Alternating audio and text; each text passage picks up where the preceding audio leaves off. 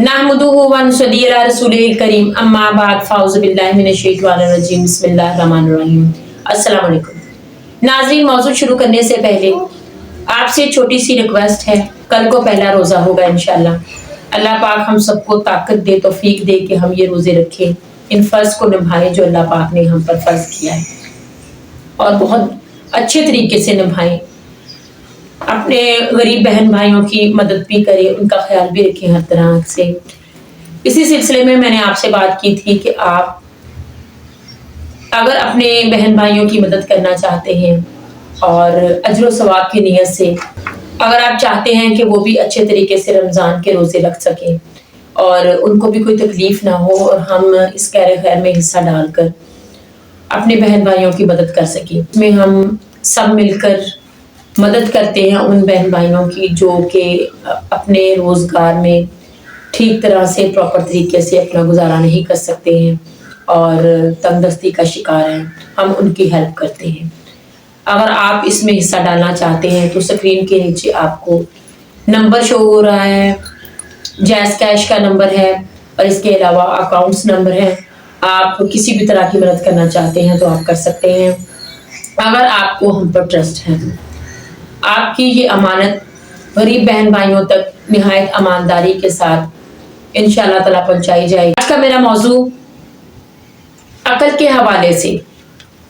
सबसे पहले तो आप मुख्तलिफ उलमाए किराम की बातें सुने कि जिनका ये मानना है कि बाबों की, बुजुर्गों की जो बातें हैं उनको फौरन से मान लेना चाहिए, लेकिन इसके साथ साथ वो ये भी मानते हैं, खुद अपने मुंह से ये बात कहते हैं कि आज का मुसलमान जो है वो तरक्की कर चुका है, बाशऊर हो चुका है और आज की जो यंग जनरेशन है वो सवालात करती है इनकी कहानियों पर, इनकी बातों पर, इनके उस करामात और मौजज़ात पर जो वो ये अपने बापों के हवाले से बयान करते हैं। ये बातें सब कुछ जानते हैं, लेकिन जानते हुए भी ये लोग गुमराह कर रहे हैं दूसरों को। इस सिलसिले में मैं आपको वीडियो दिखाऊंगी। उसके बाद हम इंजीनियर मोहम्मद अली मिर्जा साहब की बात भी सुनेंगे कि वो इस बात को किस तरह से लेते हैं, किस और हाईलाइट किया है इनकी बातों को और वाज़िया किया है कि इंसान को अकल जो है वो क्यों दी गई है, वो अपनी अकल से किस तरह काम लेकर इस्लाम के राह पर चल सकता है और हदायत पा सकता है। तो आइए सबसे पहले वो वीडियो देखते हैं, उसके बाद इस पर मजीद बात करेंगे। उससे पहले मेरे चैनल को सब्सक्राइब करें, वीडियो को शेयर करें, लाइक करें। आइए वीडियो देखते हैं। अब यहाँ मैं कहूँगा तो मेरे कॉलेज पढ़ने वाले, यूनिवर्सिटी पढ़ने वाले सारे वो कहेंगे देखो मौलाना साहब अब दुनिया तरक्की कर गई है, इतनी बातें पहले चल जाती थी अब नहीं चलेंगी, अब लोगों को समझ आ गई है। अब मसला ये बन गया, पहले सुन्नी दलील नहीं मांगता था, कहता ठीक है, अब सुन्नी भी कहता हो नहीं ये आप क्या कह रहे हैं। यहाँ हमारे अंदर भी कमी है ना, अल्लाह के वली के मुंह से जो निकलता है वो रब की रिजा वाला जुमला होता है। मेरी अब तबीयत नहीं मानती, मैं बैक होने लगा हूं, मेरा नहीं तबीयत मानती कि अपने लोगों को दलीलें दी जाएं।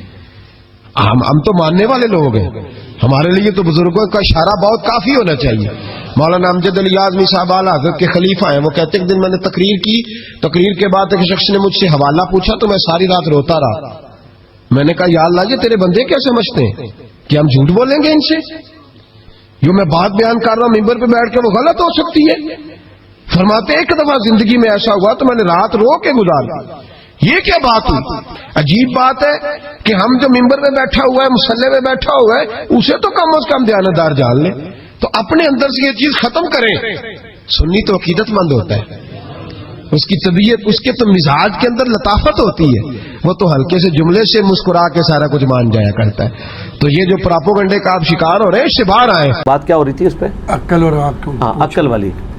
तो ये बात तो ठीक है, सूरह बनी इसराइल की आयत नंबर 36 है, वला तकफु मा लैसा लक बिही इल्म इन्न सम्अ वल बसर वल फुआद कुल्लु उलाइका कान अन्हु मसूला। 10 कमांडमेंट में से 9th कमांड है, इंसान किसी चीज़ की पैरवी उस वक्त तक मत कर जब तक कि उसके बारे में तेरे पास डेफिनेट इल्म ना आ जाए। बेशक कान, आंखें और अक्ल इसके बारे में तुमसे पूछा जाएगा कि तुमने इन नेमतों को यूज़ क्यों नहीं किया। और कुरान हकीम में कई जगह है कि ये नेमतें पूछी जाएंगी। ये नेमतें जो हैं वो इसीलिए हैं कि इनको इस्तेमाल करके आप सच्चाई तक पहुँचे।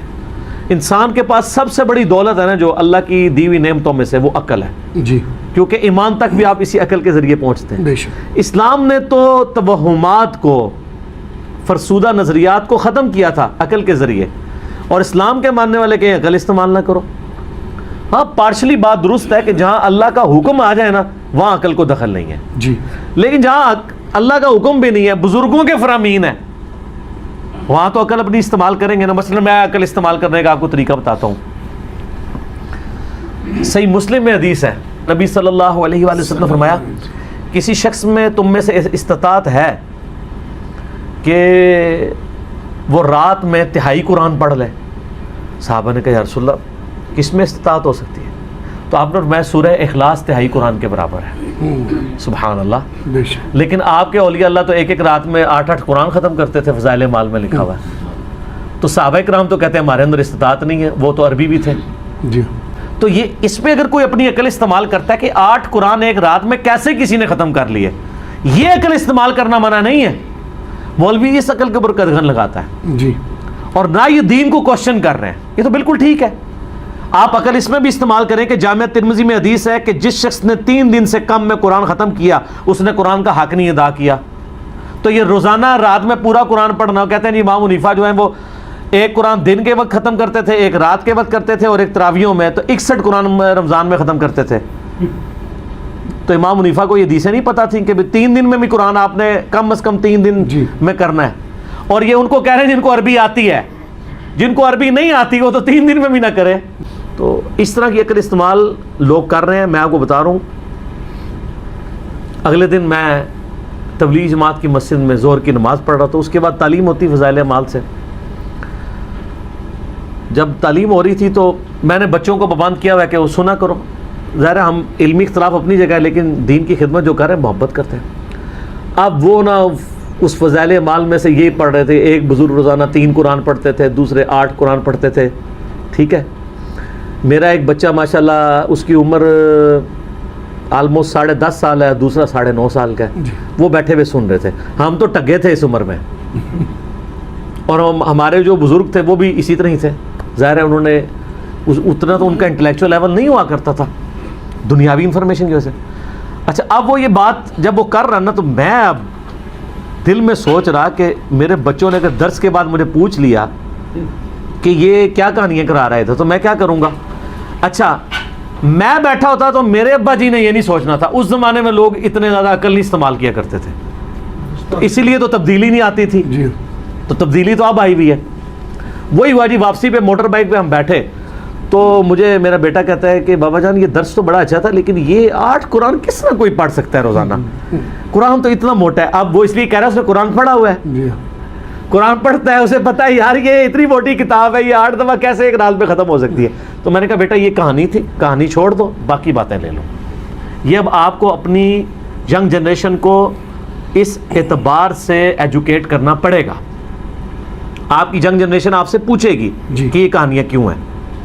تو جی ناظرین, آپ نے ویڈیو دیکھی, آپ نے عالموں کی گفتگو سنی کہ ان کو خدشہ ہے, اور وہ یہ جان بھی چکے ہیں کہ اب مسلمان جو ہے وہ باشعور ہو چکا ہے. لوگ خود چیز کو دیکھتے ہیں, پڑھتے ہیں, اس پر عمل کرتے ہیں, اس کو سمجھنے کی کوشش کرتے ہیں. خاص کر قرآن پاک کو ہم اگر عربی کے ساتھ سادہ پڑھیں گے تو ہم نہیں جانتے, اجر و ثواب اس کا بہت زیادہ ہے.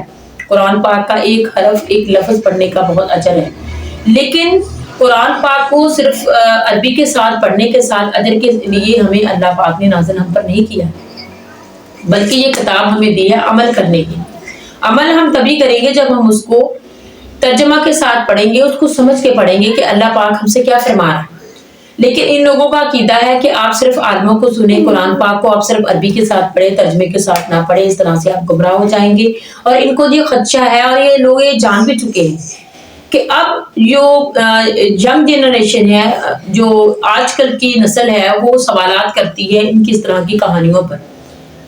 یہی ڈر ہے ان کو, اسی لیے لوگ جو ہے ان کے فرقوں کو چھوڑتے جا رہے ہیں, اور اسلام جو صحیح اسلام ہے اس کی طرف قدم اٹھا رہے ہیں. اللہ پاک سب کو توفیق دے کہ ہم صحیح اور غلط کی پہچان کریں, ہم اور جو صحیح دین ہے اس کو سمجھیں, اور ان کی اس طرح کی باتوں پر ہم بالکل بھی یقین نہ کریں.